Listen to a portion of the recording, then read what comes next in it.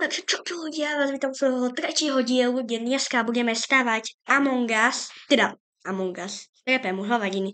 Minecraft, že čo mi napíšete do komentárov, tak to ja postavím. A minule sme postavili tobogán, tento.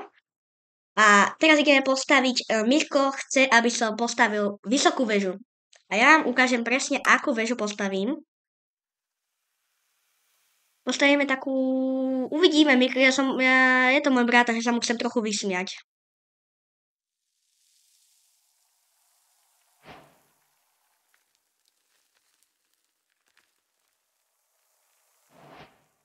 Takže sa mu trošku chcem vysmiať, chápete?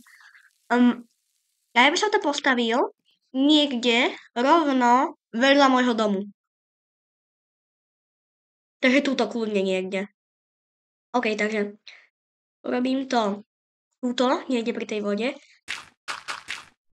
Bude to 7 blokov vysoké, takže raz, 2, 3, 4, 5, 6, 7 a bude to potom, že 4.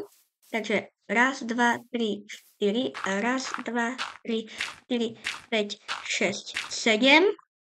Raz, 2, 3, 4, 4. 3, 4, 5, 6, 7.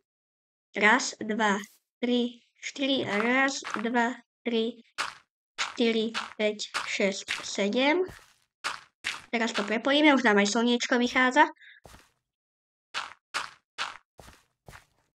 Tak toto vyzerá dobre, kamo, Mirko. Páči sa ti to?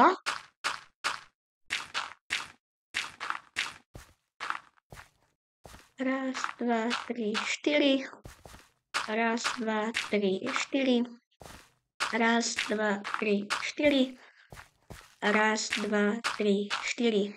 To spojíme znovu, ale iba takto.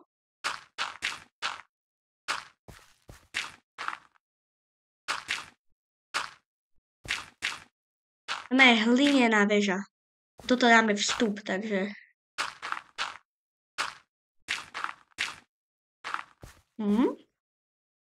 Ja potrebujem lietať.